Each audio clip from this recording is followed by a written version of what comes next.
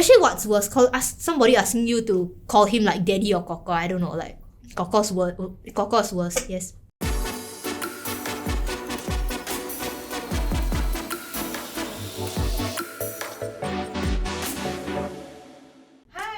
Hi. Yes, queen. Actually, every single dating relationship I've had in my life was from dating apps. Yeah, I don't know how to meet people in real life. I did use online dating for a while when I was single, but I got off it quite quickly because it wasn't the best experience. I started using it about 3 years ago, still using it now. Obviously haven't found the one yet. Recently, I got out of a long-term relationship, and as a person who has been dating someone for so long, the one thing on my mind that I always wanted to try was dating apps. And I always saw other people swiping, and I thought it was fun. So I tried, and I downloaded OKC. And as pathetic as this sounds, I actually subscribed to Premium. Because I didn't know. I was like, wow, why I cannot see the likes? Then how do I know who like me? So most of the intros that I received were definitely interesting. But the worst one that I've gotten was my first super like this one day. I was like, wow, to me a super like. So I opened it, and it was this 18-year-old boy with a mustache filter saying give BJ. Wow, very interesting. I did not reply to the man, to the boy, to the man, to the boy. I was not shocked, but it was just very interesting how men think that it's okay to say these things just because they're behind a screen. Like, you won't come up to a girl at a random street and say give BJ, right? Disgusting. Put your dick in your pants, thank you. So imagine me, 19, fresh into uni, like ready to find love, and then I like get on the dating apps. Then I was getting matches and I'm feeling good about myself. Then I started talking to one of my matches and it was really hot, like props to him, okay? So I was like thinking, my life is finally getting started, right? Okay, imagine this like day one of us texting on like telly. At like around like 2 p.m, I'm like going out to like go hang with my friends, okay? So I'm not using my phone. So I never reply him for like 2 hours. When I like check my phone like 2 hours later, he's like, why are you not texting me back? Are you angry with me? I didn't know about what like expectations, what's normal, whatever, right? So I just replied him saying, oh sorry, I'm just busy with my friends.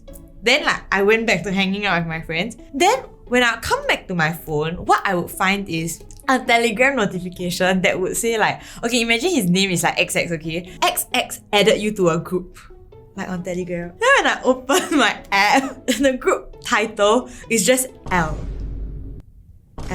So to make a group, you need yourself and someone you're adding in, right? At least. So he made the group, then he added me, then he left. You know, at the top you can see like the title and like the members. So it just says L U. So I went to go text him. I was like, oh, why did you add me to this group? Then he's just like, why were you ignoring me?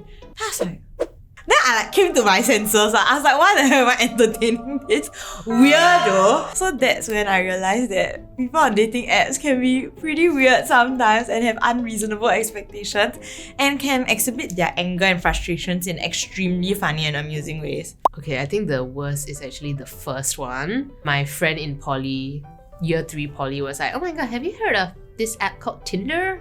Once I turned 18, I go and download the app and make an account. So when I finally found a potential match, I was very nervous for the first meetup, right? We were chatting for maybe like 2-3 weeks, and then we did go out for like a little cafe date. And I remember that I was very excited about the conversation and getting to know each other, but he just kept talking about his ex. Like, he looked at me, right? Then he was like, I just realized your dress sense very similar to my ex. You want to see photo? I show you my ex. And then he took out his phone and he literally like scrolled through his gallery of photos of him and his ex. So after that date, which I felt like was a flop, but surprisingly he texted me and he was like, thanks for meeting up. So shall we go for a movie date next week? Then I was like, okay, not bad. Like maybe, like, you know, don't want to like write him off so soon. Maybe the second date will be wonderful. So we started discussing like what should we watch. And then suddenly he didn't reply for like many hours. 24 hours passed and he still didn't reply. Then I'm like, what's going on? So I think I waited till like almost 2 full days. Then I like sent him a chaser and I was like, hey, what's up? Do you still want to go for the movie? Guess what he said? You're never gonna believe it. Hey, so sorry for the late reply. Me and my ex got back together. My thought process was like, okay, well, that's kind of sad for me, but happy for y'all, wishing y'all all the best, hope it works out. But before I could type that, he said, but anyway, shall we go for the movie on Tuesday? Oh god! So yes, after that, I was like, what did I sign up for? Shall I quit dating apps? Shall I quit dating in general? Okay, there were a lot of bad online dating experiences, but the one that was the most terrible was this one that I had with this very unsuspecting Chinese guy, okay? He looked like every other Singaporean boy. So I just swiped on him because I thought that, you know, he looks like a nice boy. His bio, there were no red flags. So the moment I started talking to him, he was kind of weird. He stereotypes girls a lot. He will ask me things like, oh, you like this one, right? Then I'll be like, no, why? Then he'll be like, oh, I thought you like because it's pink.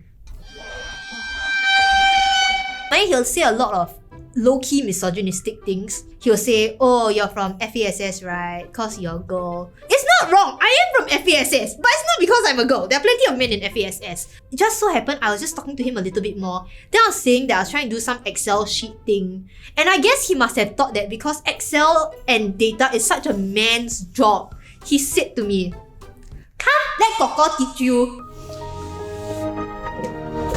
Actually, what's worse, somebody asking you to call him like daddy or Coco. I don't know, like Coco's worse, yes. So, being the nice person that I am, I decided to let him know very nicely that, you know, I'm not feeling this.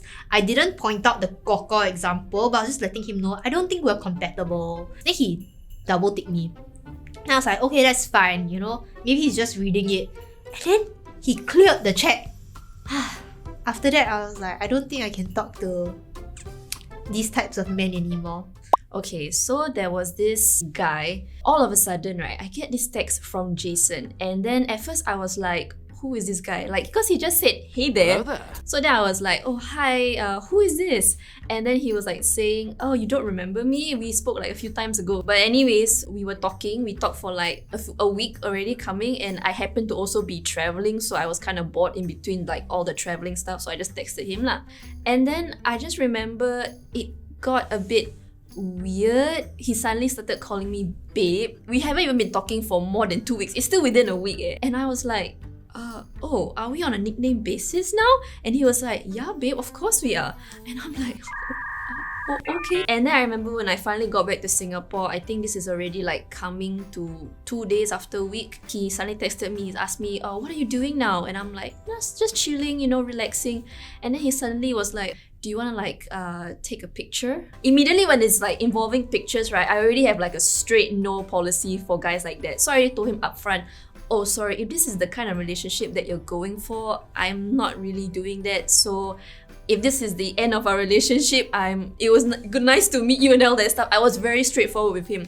And then suddenly he was like, how ungrateful. I'm already talking to you right now. Shouldn't you be like appreciative of me? I thought Singaporean girls all like angmo. Oh, because I'm angmo, that's why you're talking to me. Then I'm like, no, heck, I don't even remember who you were in the first place. I deleted him, and then just to be safe, right, I changed my username.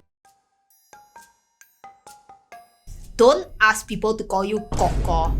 Don't take it so seriously. Don't use it with the intent to find your one true love. I think just scroll for fun and then talk to some people and just find out what you really want. I think just be quite chill and removed from it. Don't be so heavily invested as far as your emotions go. If it works out, then hooray, but if it doesn't, then it will be very exhausting if you are constantly like heartbroken and crying over every failed match. Actually, I'm in no position to give advice. If you have advice, please comment down below. I'll be reading. I would just say like, stay true to yourselves. Like, I feel like it's very easy to like want to reply or act in a way that you know that the person on the receiving end would want you to behave. But I don't think there's any real like value in doing that. If this situation were to develop into something real, you can't keep up that charade for longer lah. So just be yourself, and if it's not working, just End it as soon as possible. Don't waste your time. Do your best to try to give everyone a shot. Try not to look at the looks and attractiveness first. Sometimes it's best to really go through their profile and see what they say for themselves. I think sometimes personality do kind of make up for like a lack of looks, but still look out for the weirdos. Thank you for watching this video, and if you have anything else you want us to talk about, comment them down below, and don't forget to like, share and subscribe. Bye!